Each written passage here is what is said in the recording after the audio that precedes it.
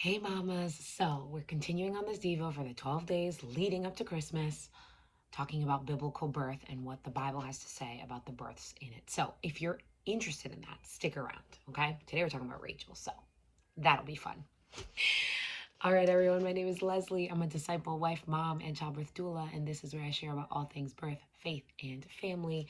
Thanks so much for tuning in. We are on day 8, of um, biblical, all I want for Christmas is biblical birth. And we're talking about Rachel because she's the next one. We talked about Leah last time, so we got to talk about Rachel. Okay, so we're going to start I'm going to read to you the Bible verses that pertain to what we're going to be talking about, and then we will go into it. Okay, so we're going to start at Genesis 30, verse 14. Now Reuben, that's one of Leah's sons, went in the day of wheat harvest and found mandrakes in the field and brought them to his mother Leah.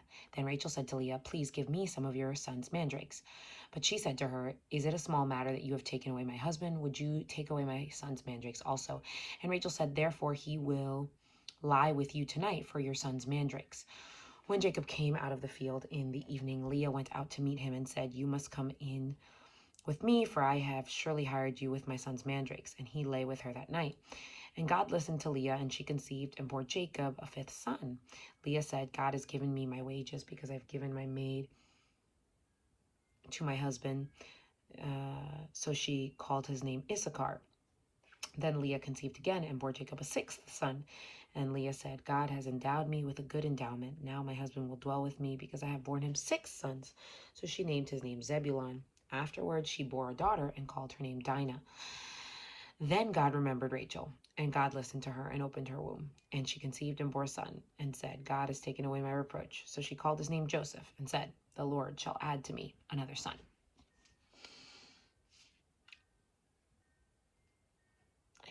I'm contemplating if we should just stop there and talk about this. Okay, let's stop, and we'll talk about it. And then we'll read the rest of Rachel's story. Okay, so mandrakes, why does that matter?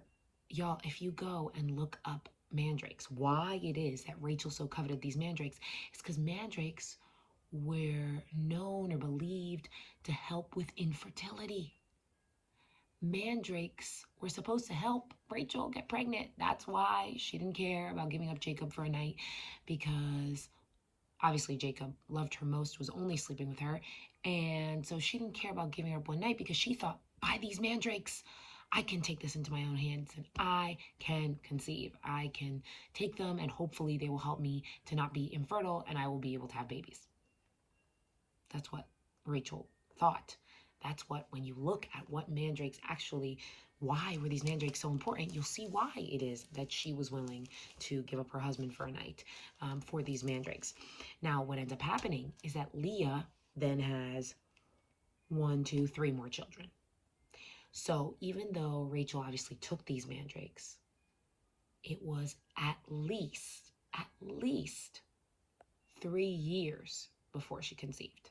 And that's being generous, because you're pregnant for 10 months and then you've got some postpartum period, and then before you've got at least 40 days, so 40 days of being separated. So that's easily, and even it's 80 days with girls, so that's at least 3.5 years of time from when she took the mandrakes to when she actually conceived Joseph.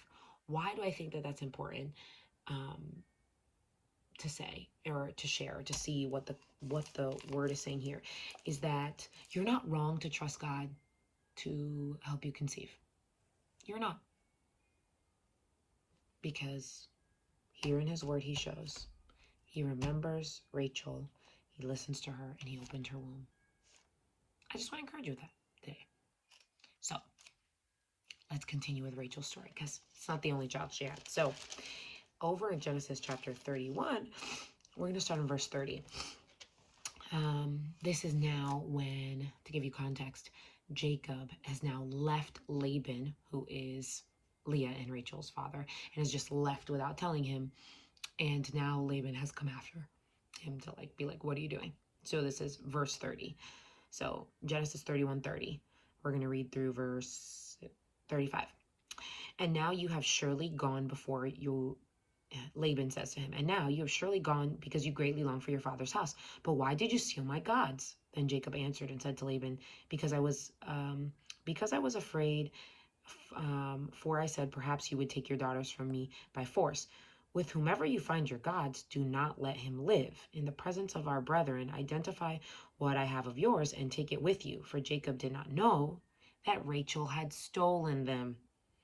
And Laban went into Jacob's tent, into Leah's tent, and into the two maids' tents, but he did not find them. Then he went out of Leah's tent and entered Rachel's tent. Now Rachel had taken the household idols, put them in the camel's saddle, and sat on them. And Laban searched all about the tent, but did not find them. And she said to her father, let it not displease my lord that I cannot rise before you, for the manner of woman is with me. And he searched, but did not find the household idols. Then Jacob was angry and rebuked Laban. We're going to stop there. Oh, and okay. Okay, so then Jacob gets mad about it and rebukes Laban, like, see, we didn't take anything that was yours. So she stole these idols from her father, then hid them and lied about them. And Jacob says, whoever you find with your gods, whoever's got those idols, don't let them live. That's what he says.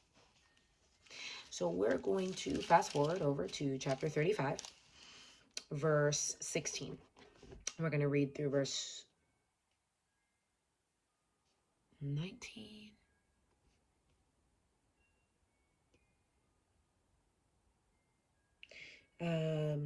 Then they journeyed from Bethel, and when there was but a little distance to go to Ephrath, Rachel labored in childbirth, and she had hard labor. Now it came to pass, when she was in hard labor, that the midwife said to her, do not fear, you will have this son also. And so it was, as her soul was departing, for she died, that she called his name Ben-Ononi, but his father named him Benjamin. So Rachel died and was buried on the way to Ephrath, that is, Bethlehem. And Jacob set a pillar on her grave, which is the pillar of Rachel's grave to this day. Okay. She dies in childbirth. Listen, what I'm going to say, this is my understanding of the text, of what I've looked into it, of the research that I've done, based on the verses I just read you. Okay? My understanding is that Rachel died in childbirth because of her idolatry. That she was still practicing her father's faith, her father's false religion, even as Jacob's wife. That she stole these idols, and so she was still practicing idolatry. Okay? She lied to her father. She was cursed by her husband, unbeknownst to him. He didn't know he was cursing her. He didn't know she had him, right? But the Bible says the wages of sin is death.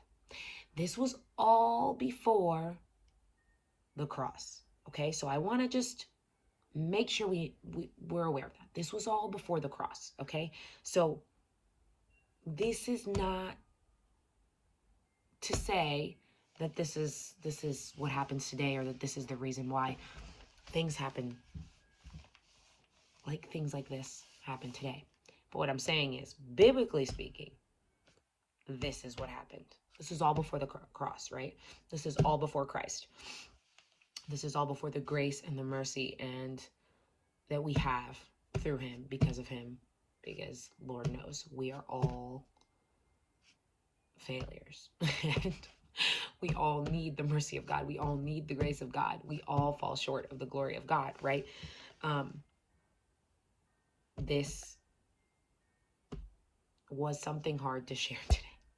It really was. But I want to leave you with encouragement that, one, from Rachel's descendants still came the salvation of Israel. That even though the dynamic of this family was dysfunctional, to say the least, the Lord still worked through them. The Lord still delivered them, like still provided during the famine, delivered them out of the famine by moving them to Egypt, pulled them back. Like, he did a lot. The Lord did a lot through this very dysfunctional family dynamic.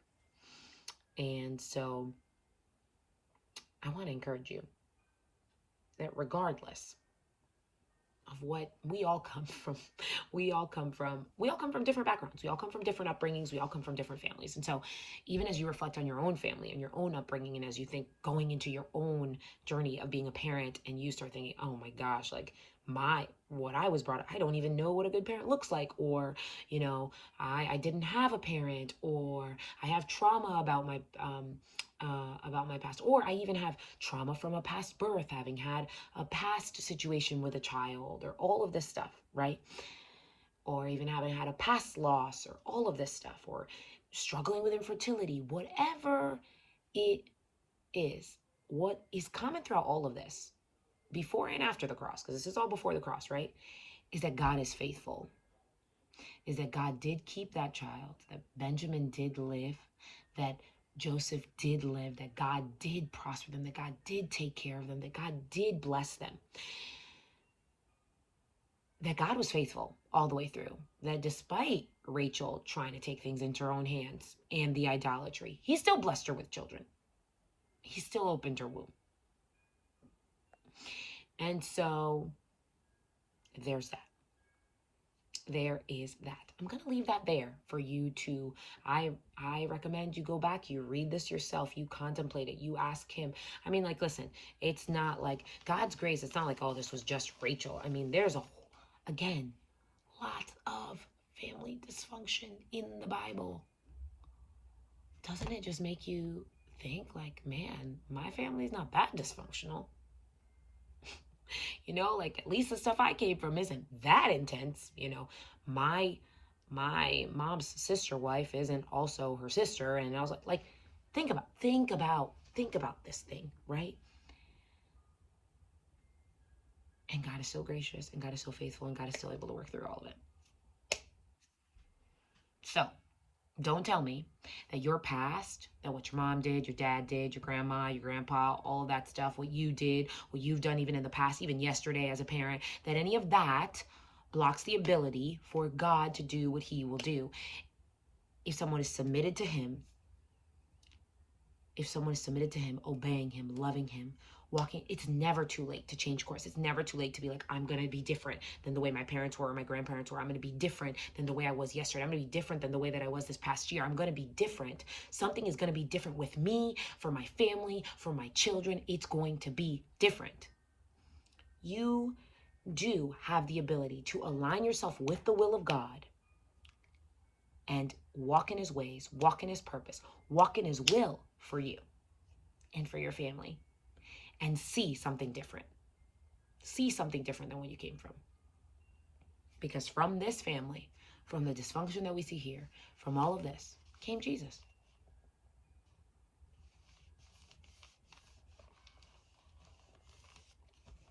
So, there's nothing God can't do in your family. So I want to encourage you with that today. There's nothing God can't do in your family. There's nothing God can't do in your parents. There's nothing God can't do in you, in you and your husband. There's nothing God can't do in your children. If you are submitted to him, there is such thing as free will. He loves you way too much to force what he wants over your free will. You have free will. Rachel had free will here. She chose to take the mandrakes. Rachel had free will here. She continued in idolatry. God didn't have her discovered right then and there. God didn't have maybe someone would say, oh, well, God doesn't want her in idolatry. Well, why didn't God just make the idols fall out? And then she would have been called out for it. And well, God didn't do any of that.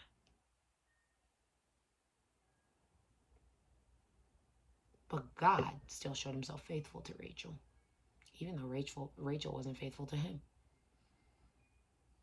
Isn't that something? Doesn't that say something about our Father? He's awesome. He's really, really awesome. With that, I leave you for today. Be blessed. See you in the next one.